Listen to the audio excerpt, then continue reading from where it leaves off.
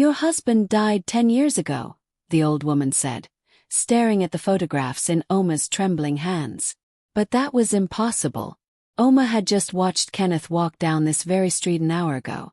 She had felt his hand in hers that morning. She had kissed him goodbye before he left to greet his neighbor. Oma never believed those stories about people seeing ghosts. Life in Lagos does not even give you room to imagine things like that. But everything she believed changed the very day she went to her husband's village. Let me tell you how it all began. Oma was 28 years old when she met Kenneth at her friend Adana's birthday party in Lagos. She had almost not gone to that party. After working long hours at the pharmacy where she sold medicines, all she wanted was to go home, eat jollof rice and sleep. But Adana had begged and begged, saying, "Please now, Oma. You never go anywhere. You're always working or staying in your room. Come and enjoy yourself small." So Oma went. The party was in a small restaurant in Surulere. There was loud music playing, people were dancing, and the smell of peppered chicken filled the air. Oma sat in a corner, drinking Maltina and watching her friends dance. She was not the type who liked to be the center of attention. That was when Kenneth walked up to her. "Good evening," he said with a smile. "You look bored." Oma looked up at him. He was tall, with kind eyes and a neat beard. He wore a simple blue shirt and black trousers. Nothing fancy, but he looked clean and presentable. "I'm not bored," she said. "I'm just tired." "Then let me buy you another drink so you can be less tired," Kenneth said, sitting down beside her without waiting for permission. Normally, Oma would have been annoyed by a man who sat down without being invited. But there was something about Kenneth that felt comfortable, like they had known each other before. They talked for 2 hours that night. Kenneth told her he worked in a company that supplied building materials. He said he traveled a lot for work, going to different states to meet clients. He talked about his love for fufu and egusi soup. He made her laugh with stories about his childhood, about the time he and his brothers tried to catch a goat and ended up falling into a gutter. Oma told him about her job at the pharmacy, about her mother who lived in Enugu, about how she was saving money to start her own business someday. Kenneth listened carefully, nodding, asking questions. He did not look at his phone once while they talked. When the party was over, Kenneth asked for her number. "Can I see you again?" he asked. Oma surprised herself by saying yes. They started seeing each other every week. Kenneth would come to her house in Ikeja on Saturday afternoons. Sometimes they would go to the cinema to watch a movie. Sometimes they would just sit in a restaurant and talk for hours. He never pushed her to do anything she did not want to do. He never asked her for money. He paid for everything without making her feel bad about it. After 2 months, Oma's friends started asking questions. "Where is this Kenneth from?" Adana asked one day while they were at the market. "What tribe is he? Have you met his family?" "He is Igbo like me," Oma said, picking up tomatoes and checking them for freshness. "He is from Anambra State." "Which part of Anambra?" Adana pressed. "You know you have to be careful these days. Some men are not who they say they are." "He is from a village called Umwada," Oma said. "And stop worrying. Kenneth is a good man." Adana did not look convinced, but she did not say anything more. The truth was, Oma had tried to learn more about Kenneth's family. She had asked him about his parents, his siblings, his childhood home. Kenneth always answered her questions, but his answers were always short. He would say things like, "My father was a teacher. My mother sold fabrics in the market. I have 2 brothers and 1 sister." But he never went into details. And whenever Oma suggested visiting his family, Kenneth would smile and change the subject. "We will go soon," he would say. "Let me finish this big contract I'm working on first." Or, "The roads to the village are bad now because of rain. We will wait until dry season." Or, "My mother is not feeling well. Let her get better first." There was always a reason to wait. But Kenneth was so good to Oma in every other way that she convinced herself it did not matter. He called her every morning and every night. He brought her fruits when she was sick. He fixed things in her apartment that were broken. When her landlord tried to increase her rent unfairly, Kenneth went with her to talk to the man and helped her negotiate a better price. After 6 months, Kenneth asked Oma to marry him. They were sitting in her living room watching a Nollywood movie. It was raining outside, and the sound of raindrops on the roof was loud. Kenneth turned off the television and knelt down in front of her. "Oma," he said, holding a small box. "I know we have not been together for very long, but I know what I feel. I have never felt this way about anyone. Will you marry me?" Inside the box was a simple gold ring with a small diamond. Oma's heart was beating fast. 6 months was not very long to know someone before marriage. But at 28, she was tired of waiting for the perfect time. All her younger cousins were getting married. Her mother called every week asking when Oma would bring a man home. And more than that, Kenneth felt right. He felt like home. "Yes," she said. "I will marry you." Kenneth's smile was so bright that Oma forgot all her doubts. They had a small traditional marriage ceremony 3 months later. Kenneth said he wanted something simple and private. He said his family could not attend because they were dealing with some problems in the village, but he would take Oma to meet them properly after the ceremony. Oma's mother came from Enugu with her aunties. They performed all the traditional rites in Oma's uncle's house in Lagos. Kenneth brought 2 of his friends to stand as his family representatives. Everything was done properly, with colonnuts broken and prayers said. Then they went to the registry office and signed the papers that made them husband and wife in the eyes of the law. Oma moved into Kenneth's apartment in Festac town. It was a nice 2-bedroom flat with new furniture and a small balcony. Kenneth said he had rented it recently because he wanted them to start their marriage in a new place. "Everything fresh," he said. "No old memories." Life as a married woman was good. Kenneth continued to work hard, going on his business trips and coming back with money to take care of the house. Oma kept her job at the pharmacy.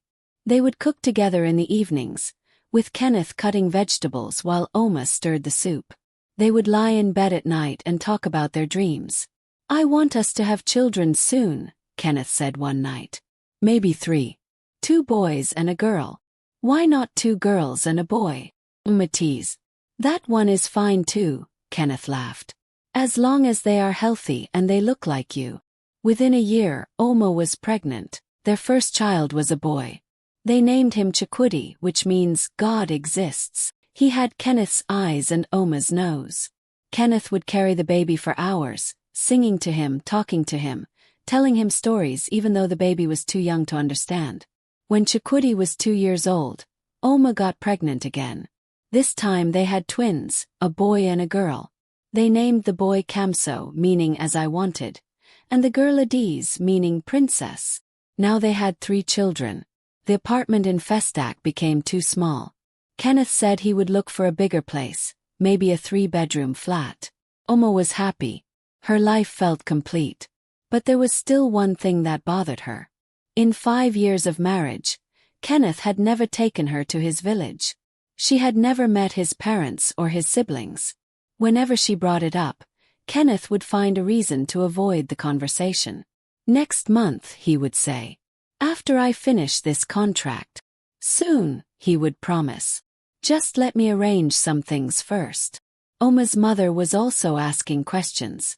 During phone calls, her mother would say, "Oma, when will you take my grandchildren to greet their father's parents? It is not right that they have never seen their father's village." Even Chukwudi, who was now 5 years old, started asking questions. "Mama, do I have a grandfather? Can we go and see Daddy's house where he grew up?" One evening, after putting the children to sleep, Oma confronted her husband. "Kenneth," she said firmly, "we need to talk." Kenneth was sitting on the couch reading a newspaper. He looked up. "What is it?" "I want to go to your village," Oma said. "I want to meet your family. We have been married for 5 years. We have 3 children. Your parents have never seen their grandchildren. This is not normal." Kenneth folded the newspaper slowly. His face became serious. "Oma, I told you. You have been telling me the same thing for 5 years," Oma interrupted. "Always next month, always soon, always there is some problem. I'm tired of waiting. What are you hiding? Kenneth was quiet for a long moment. Then he sighed deeply. You are right, he said finally. I have been making excuses. The truth is, my family and I had some disagreements before I left the village. My father wanted me to take over his land and farm it. But I wanted to come to Lagos and work in business. We argued about it. I left the village angry, and we have not spoken much since then. I was ashamed to go back. Oma's heart softened. Kenneth, these things happen in families. But you cannot stay away forever. Your parents are getting older. They need to see you. And our children need to know where they come from. Kenneth nodded slowly. You are right. I will take you. I will take all of you home. When?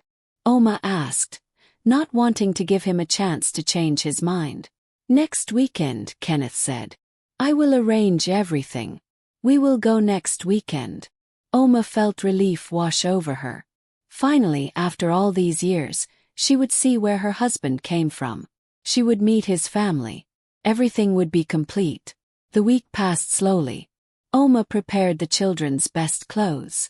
She bought gifts to take to Kenneth's parents. Wrappers for his mother, a bottle of good whiskey for his father, sweets for any children in the village. She cooked jollof rice and fried chicken to take for the journey. On Friday evening, Kenneth came home and said, Tomorrow, we will leave early in the morning. The journey to Anambra is long, so we need to start by 6. That night, Oma could barely sleep. She was excited and a little nervous. What if Kenneth's parents did not like her? What if they were angry that Kenneth had married without bringing her to meet them properly first? But Kenneth had assured her everything would be fine. They will love you, he said. And they will love the children. They woke up before dawn. Oma dressed the children in their good clothes. Chukwudi wore a blue shirt and black trousers. The twins wore matching yellow outfits. They packed their bags and the gifts into Kenneth's car. By 6 o'clock they were on the road. The journey was long, just as Kenneth had said. They drove through Lagos traffic for hours before finally getting onto the expressway. The children slept in the back seat while Oma and Kenneth talked and listened to music on the radio. They stopped at or to buy snacks and use the toilet. They stopped again in Asaba to eat lunch. By the time they crossed the Niger Bridge into Anambra State, the sun was beginning to set. We are almost there, Kenneth said. Oma's nervousness came back. She held Kenneth's hand. Are you sure your parents will not be angry? They will not be angry, Kenneth said. They will be happy to see us. They drove through several towns, each one getting smaller and more rural. Eventually, they turned onto a narrow road that was not paved. The car bumped along the rough path. Trees grew thick on both sides of the road. There were no street lights. Is this the road to your village? Oma asked, looking around at the darkness. Yes, Kenneth said. Umwada village is very remote. Not many people live here anymore. Most of the young people have moved to the cities. They drove for another 15 minutes on the bumpy road. Then Kenneth slowed down. Ahead of them, Oma could see a few houses scattered on both sides of the road. Some had lights on inside. Dogs barked in the distance. Kenneth parked the car near a large compound with a tall fence. The gate was closed. This is it, Kenneth said. This is my father's house. Oma looked at the compound. She could see a bungalow inside the fence, and a few palm trees. Everything looked old and quiet. Should we go in? Oma asked. Kenneth was silent for a moment. Then he said, Let me go and greet someone first. There is a neighbor I need to see. I have not been here in a long time, and I should greet the elders before entering my father's compound. You know how these village traditions are. Should we wait for you here? Oma asked. No, Kenneth said quickly. Take the children and go into the compound. Knock on the door. Tell my parents that Kenneth sent you. I will join you soon. He got out of the car and walked around to Oma's side. He opened the door and helped her out. Then he opened the back door and gently woke up the children. Papa, where are we? Chukwudi asked, rubbing his eyes. We are at your grandfather's house, Kenneth said, lifting the boy out of the car. Go with your mother.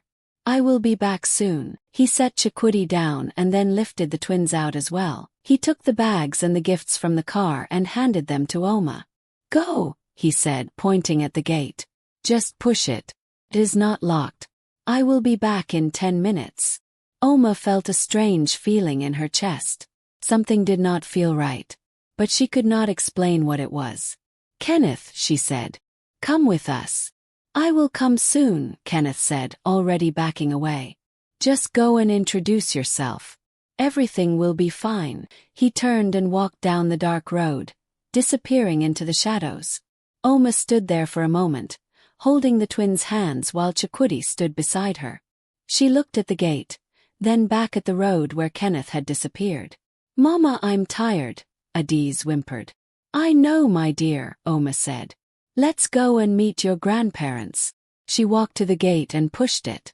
Just as Kenneth had said, it was not locked. It swung open with a loud creak. Inside the compound, the house was dark except for one window that showed a dim light. Oma walked slowly to the front door, her children following close behind. She knocked. For a moment nothing happened. Then she heard footsteps inside. The door opened. An old woman stood there, holding a kerosene lamp. She was thin, with gray hair tied in a scarf. She wore a faded wrapper and a loose blouse. She looked at Oma and the children with surprise. Good evening, Ma, Oma said, bowing respectfully. I am sorry to disturb you at this time. My name is Oma. I am Kenneth's wife. These are his children. The old woman's face went pale. The lamp in her hand shook. Kenneth, she whispered. Yes, Ma, Oma said. Your son Kenneth. He brought us here from Lagos to visit you. He went to greet a neighbor and said he will join us soon. The old woman stared at Oma like she was seeing a ghost. Then she called out in a loud voice. Papa Obi! Papa Obi, come here. An old man appeared behind her. He was bent with age, using a walking stick. He peered at Oma and the children. Who are these people? He asked. She says she is Kenneth's wife, the old woman said, her voice shaking. She says Kenneth brought her here. The old man's face became hard. What kind of joke is this? Who sent you to play this wicked game with us? Oma felt confused and frightened. I don't understand. What joke? My husband Kenneth, your son Kenneth, brought us here from Lagos. He is outside greeting someone. These are his children. Your grandchildren. The old woman began to cry. The old man's hands tightened on his walking stick. Young woman, the old man said slowly. Kenneth is our son. But Kenneth died 10 years ago. The world seemed to stop moving. What? Oma whispered. Our son Kenneth died in a car accident on the expressway 10 years ago, the old man continued. We buried him in the village cemetery. Who are you? Why are you doing this to us? No, Oma said, shaking her head. No, that is not possible. I married Kenneth 5 years ago. We have 3 children together. He is here. He drove us here today. She reached into her bag with trembling hands and pulled out her phone. She found pictures of her and Kenneth on their wedding day, pictures of Kenneth holding Chikwudi as a baby, pictures of Kenneth with the twins. Look, she said, showing the phone to the old couple. Look at these pictures. This is Kenneth. This is your son. The old woman took the phone with shaking hands. She looked at the pictures. Her crying became louder. The old man looked over her shoulder, and Oma saw tears begin to run down his wrinkled face. That is our Kenneth, the old woman sobbed. That is our son. But how? How is this possible? The old man looked at Oma with a strange expression, fear mixed with pity. Come inside, he said quietly. Bring the children. Come inside. The house smelled of old wood and kerosene. The old man lit more lamps and they all sat in the small living room. The children were quiet, confused by what was happening. Chikwudi held his mother's hand tightly. The old man whose name was Chief Okafor, and his wife whose name was Ijeoma, told their story. Kenneth had been their first son. He had worked in a building materials company in Lagos, just as he had told Oma. 10 years ago, he had been driving home to the village for a family meeting. On the expressway near Ore, his car had hit a trailer. Kenneth died instantly. They had buried him in the village cemetery behind their compound. "We can show you his grave tomorrow when there is light," Chief Okafor said. Oma felt like she could not breathe. "But I don't understand. I touched him. I lived with him. We had children together. How can he be dead?"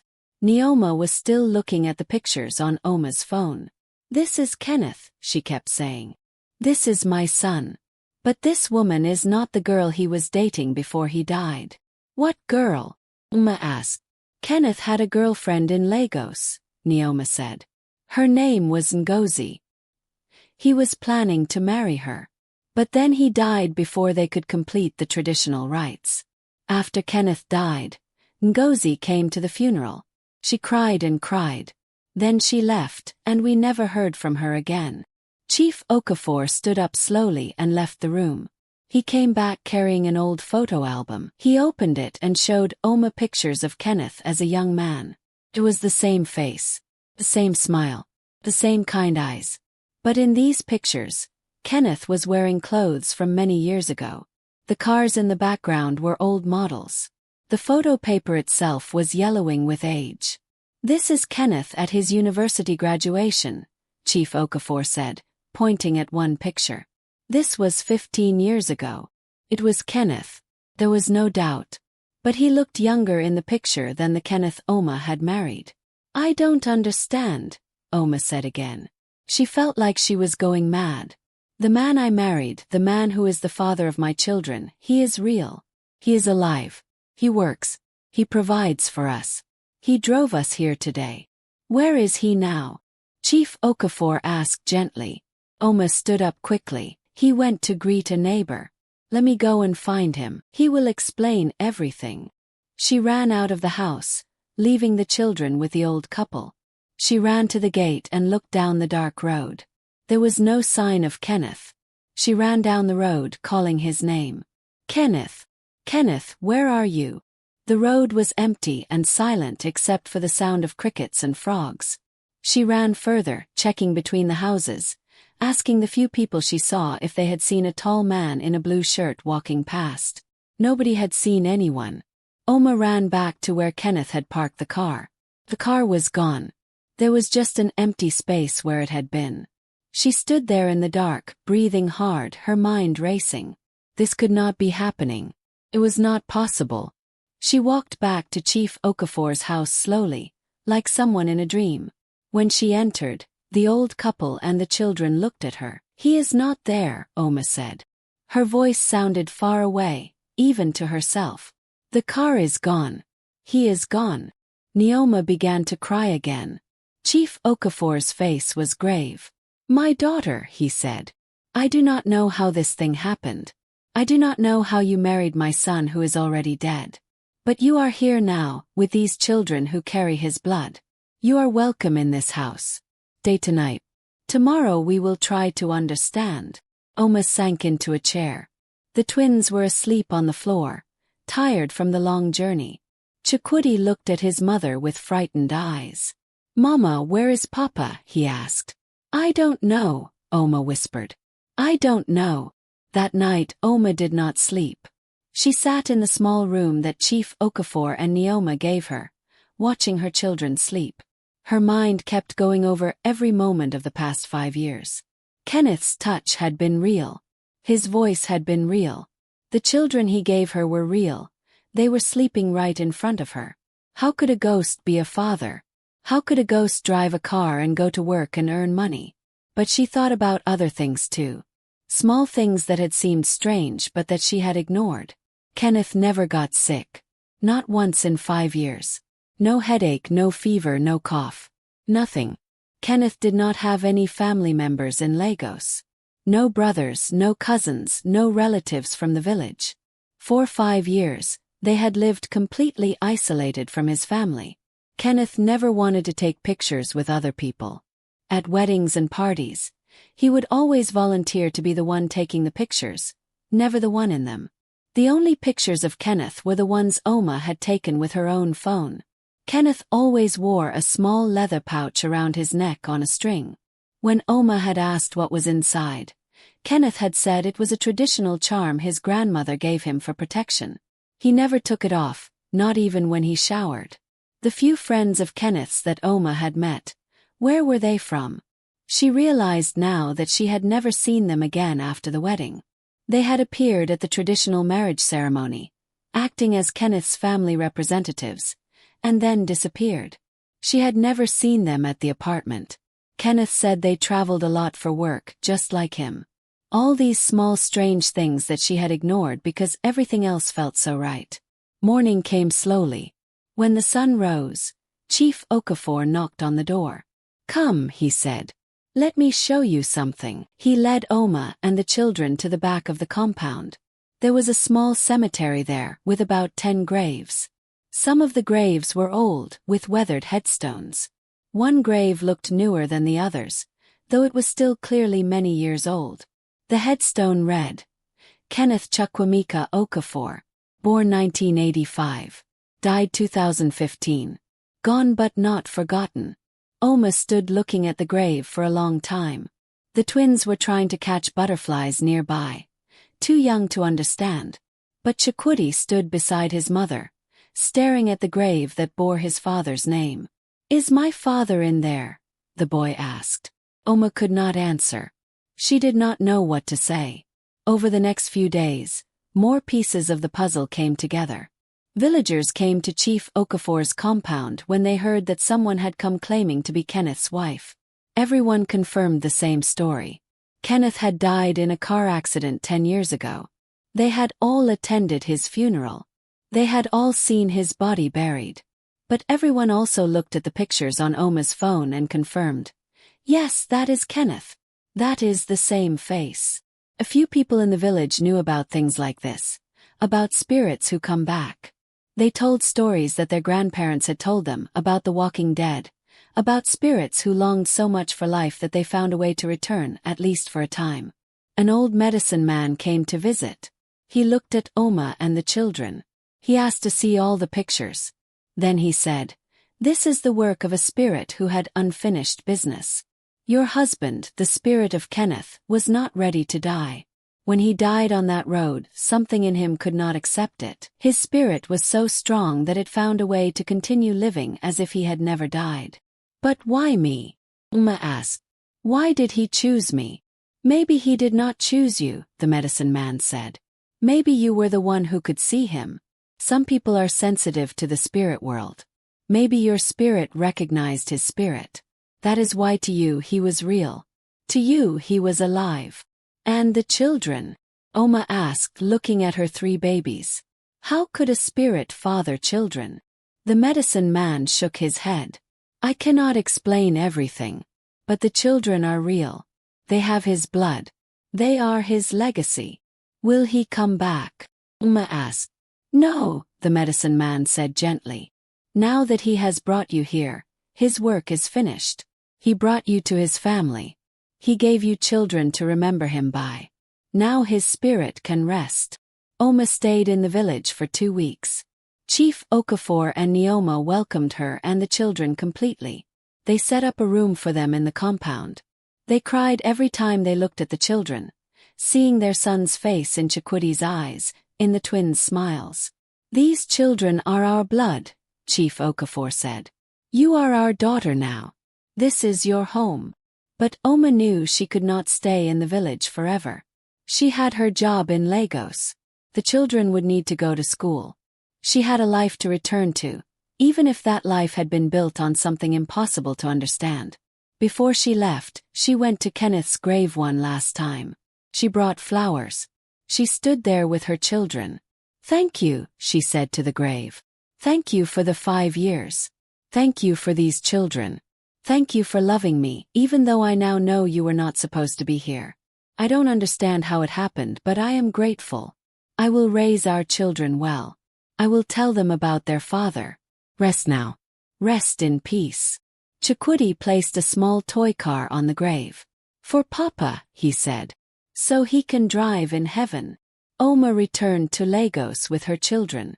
The apartment in Festac was still there, but it felt different now. Everything looked the same. Kenneth's clothes were still in the closet, his shoes by the door, his toothbrush in the bathroom. But there was an emptiness in the air, a silence that had not been there before. She tried to call the number Kenneth had always used. The number did not exist. She checked the bank account where Kenneth used to deposit money for the household. The account had never existed. But the furniture was real. The rent had been paid, though the landlord could not remember who had paid it. The children were real, breathing and laughing and asking for their father. Oma went back to her job at the pharmacy. Her co-workers asked where she had been, and she said she had a family emergency in the village. She did not tell them the truth. How could she? Who would believe her? But Adana could see that something had changed in her friend. One day, she came to visit and found Oma staring at pictures on her phone. What happened? Dana asked. Where is Kenneth? So Oma told her everything. Adana listened in silence. When Oma finished, Adana said, Do you regret it? Knowing what you know now? Oma thought about the question for a long time. No, she finally said. I don't regret it. I loved Kenneth. He loved me. Maybe it was not normal. Maybe it should not have been possible, but it was real to us. And look at what he gave me. She pointed at the children playing in the living room. How can I regret that? Years passed. Chukwudi grew tall and strong, looking more and more like his father every day. The twins were clever and mischievous. Oma raised them with the help of Chief Okafor and Neoma, who came to Lagos often to visit their grandchildren. Every December, Oma would take the children back to Umwada village. They would spend Christmas with their grandparents. They would visit their father's grave and leave flowers. Chukwudi, now old enough to understand more, asked his mother once, Mama, do you think Papa knows about us? Do you think he can see us? I think he can, Oma said. I think he loved us so much that even death could not stop him from being with us. That kind of love does not just disappear. The story of Oma and her ghost husband became well known in the village. People would whisper about it. Some believed it completely. Others thought there must be some other explanation. But everyone agreed on one thing. The children were real, and they were Kenneth's children. Sometimes, late at night when the children were asleep, Oma would look at the pictures on her phone. Kenneth smiling at their wedding. Kenneth holding newborn Chukwudi. Kenneth laughing with the twins. In every picture he looked alive. He looked happy. Maybe Oma thought that was the truth that mattered most. For 5 years Kenneth had been alive in the way that mattered. Alive in her heart, alive in their love, alive in the family they built together. The how and why of it, whether he was a ghost or a spirit or something else entirely, that was a mystery she might never fully understand. But the love had been real. The children were real. And that was enough. Oma never married again. How could she, when part of her heart still belonged to a man who had loved her from beyond the grave?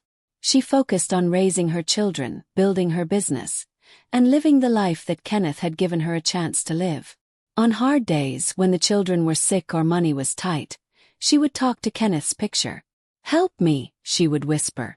Give me strength. And somehow, she always found the strength to continue. The children grew up knowing their father's story. Oma did not hide the truth from them.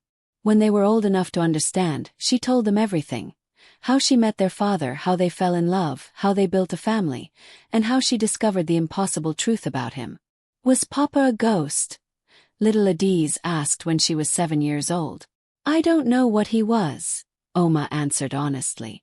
But I know he was your father. I know he loved us. And I know that love is stronger than death. That was the truth that Oma held on to.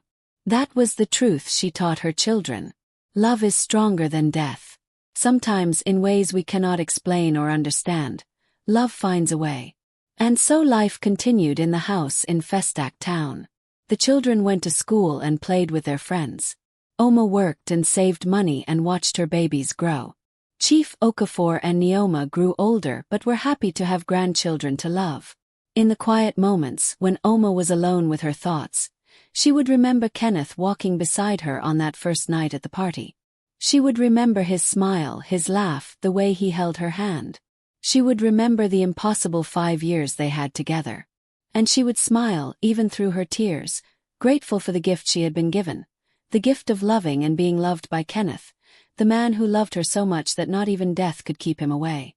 Some stories do not have simple explanations. Some mysteries are meant to remain mysteries.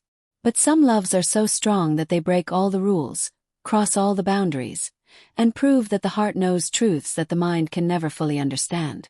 This is the story of Oma and Kenneth, the woman and the ghost, the impossible love that created real life, the mystery that became a family. And in the end, perhaps that is what matters most. Not whether we understand everything, but whether we love completely, whether we live fully, and whether we have the courage to accept miracles when they come to us, even in the most unexpected forms.